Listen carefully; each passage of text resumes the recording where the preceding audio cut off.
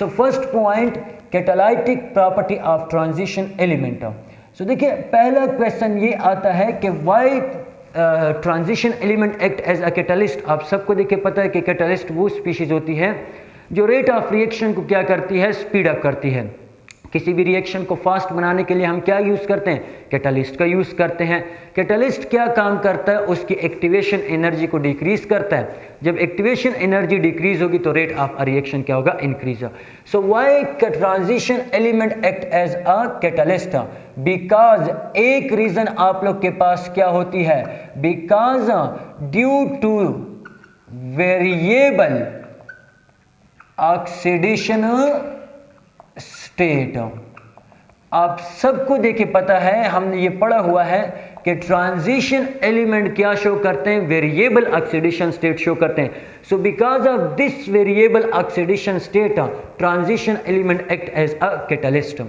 दूसरी रीजन आप लोग के पास क्या होती है, because due to the involvement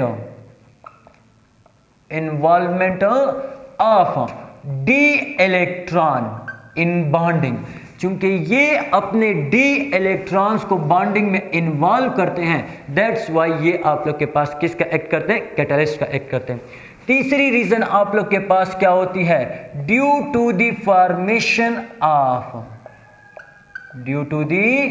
formation of interstitial compound,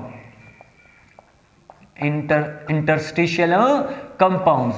transition element कुछ इंटरमीडिएट प्रोडक्ट की फॉर्मेशन करते हैं जिनको हम क्या कहते हैं, इंटरस्टिशियल कंपाउंड कहते हैं। सो दैट्स वाई ये आप लोग के पास किसका एक्ट करते हैं, कैटलिस्ट का। So why transition element act as a catalyst, because due to variable oxidation state, involvement of d electron in bonding, due to the formation of interstitial compound. Interstitial compound का मतलब ये कि for example ये आप लोग के पास एक catalyst है, ये कैटलिस्ट आप लोग के पास, दिस इज अ कैटलिस्ट। अब अगर आप लोग देखें सो इस कैटलिस्ट के जो एटम्स है, इन एटम्स के दरमियान क्या है, फ्री स्पेसेस है जिनको हम वॉइड का नाम देते हैं, दीज आर वॉइड। इन पे जो कंपाउंड है वो क्या हो जाता है, एब्जॉर्ब हो जाता है। इस एब्जॉर्प्शन के बाद हमारे पास फॉर्मेशन होती है किस चीज की, इंटरस्टिशियल कंपाउंड की जो है वो फॉर्मेशन होती है। जैसे आप सबको पता है, फॉर एग्जांपल आयरन को हम यूज करते हैं as a catalyst in Haber process. Haber process में हम प्रिपरेशन ऑफ एमोनिया करते हैं। तो प्रिपरेशन ऑफ एमोनिया में एक स्टेप होता है जिसके लिए बहुत ज़्यादा हाई टेम्परेचर रिक्वायर्ड होता है, और जो प्रोडक्ट बनता है वो भी क्या होता है, अनस्टेबल होता है। 900 डिग्री सेंटीग्रेड तक टेम्परेचर रिक्वायर्ड होता है, और जो प्रोडक्ट बनता है N2H2 वो भी क्या होता है, अनस्टेबल। तो उसको अवॉइड करने के लिए हम किसका यूज़ करते हैं, आयरन का जो है वो यूज़ करते हैं। जब आप आयरन को यूज़ करते हैं तो आप लोग के पास टेम्परेचर या तो 480 डिग्री सेंटीग्रेड या 450 डिग्री सेंटीग्रेड क्या हो जाता है, डिक्रीज हो जाता है। अगर आप लोग बात करते हैं हाइड्रोजिनेशन की, हाइड्रोजिनेशन ऑर्गेनिक केमिस्ट्री में हम पढ़ते हैं, hydrogenation means addition of hydrogen. किसी कंपाउंड में जब हाइड्रोजन को हम ऐड करवाते हैं तो इसको हम क्या कहते हैं, हाइड्रोजिनेशन। तो हाइड्रोजिनेशन ऑफ अल्कीन और अल्काइन, चाहे आप लोग के पास अल्कीन है या चाहे आप लोग के पास अल्काइन है, इसकी हाइड्रोजिनेशन में हमारे पास कैटलिस्ट यूज होता है, या निकल या प्लाटिनियम या पैलाडियम यूज होता है। अगर निकल यूज कर रहे हैं तो टेम्परेचर 250 डिग्री सेंटीग्रेड से होता है 350 डिग्री सेंटीग्रेड तक। अगर आप पैलाडियम या प्लाटिनियम यूज कर रहे हैं तो टेम्परेचर क्या होगा, रूम टेम्परेचर। ये ऑर्गेनिक केमिस्ट्री के पॉइंट हैं जो हमने ऑलरेडी ऑर्गेनिक में पढ़ा हुआ है। तो इससे आप लोग के पास किसकी फॉर्मेशन होगी, CH3CH3, यानी आप लोग के पास फॉर्मेशन होगी किस चीज की, अल्केन की जो है वो फॉर्मेशन। सो एक आयरन यूज होता है as a catalyst in Haber process.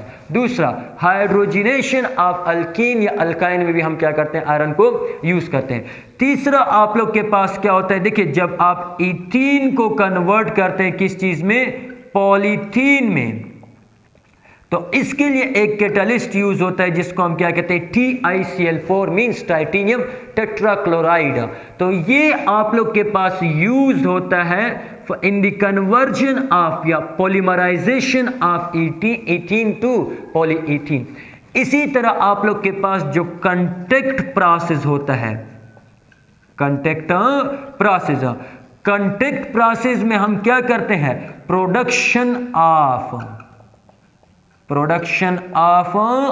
H2SO4 sulphuric acid की हम क्या करते हैं, प्रोडक्शन करते हैं। तो इसमें देखिए एक स्टेप होता है जिसमें सल्फर डाइऑक्साइड ऑक्सीजन के साथ रिएक्ट करता है और क्या बनाता है, सल्फर ट्राइऑक्साइड। तो इसमें हम एक कैटालिस्ट यूज करते हैं जिसको हम क्या कहते हैं, वेनाडियम पेंटाऑक्साइड V2O5। सो ये आप लोग के पास एलिमेंट है, ट्रांजिशन एलिमेंट, जो मुख्तलिफ जगह पे आप लोग के पास एक्ट करते हैं किस चीज का, एज अ कैटालिस्ट। इसी तरह देखिए ऑक्सीडेशन ऑफ इथेनॉल टू, जब हम इथेनॉल की क्या करते हैं, ऑक्सीडेशन करते हैं टू एसिटल्डिहाइड। देखिए कॉपर को हम यूज करते हैं, copper is used in the oxidation of ethanol to acetaldehyde. Acetaldehyde में की फॉर्मेशन किस चीज से, इथेनॉल से कराने के लिए जब हम क्या करते हैं, हम किस चीज का यूज करते हैं, कॉपर का। यानी ऑक्सीडेशन ऑफ इथेनॉल जब हम कराते हैं तो इससे किसकी फॉर्मेशन होती है, एसिटल्डिहाइड की। अब ये जो एसिटल्डिहाइड हमारे पास बन रहा है, जो रिएक्शन होता है ये किसकी मौजूदगी में होता है, कॉपर की मौजूदगी में होता है। सो ये आप लोग के पास क्या था, catalytic property of transition element, कि ट्रांजिशन एलिमेंट कैटालिस्ट का क्या करते हैं, फंक्शन करते हैं, why they act as a catalyst, और किस किस जगह पे कौन सा कैटालिस्ट जो है वो यूज होता है। सो उम्मीद है कि आप लोग को समझ आई हुई होगी। नेक्स्ट लेक्चर में हम स्टडी करेंगे किस चीज के बारे में, मैग्नेटिक प्रॉपर्टी के बारे में। तो उस लेक्चर को हम क्या करेंगे, कल इंशाल्लाह अपलोड करेंगे।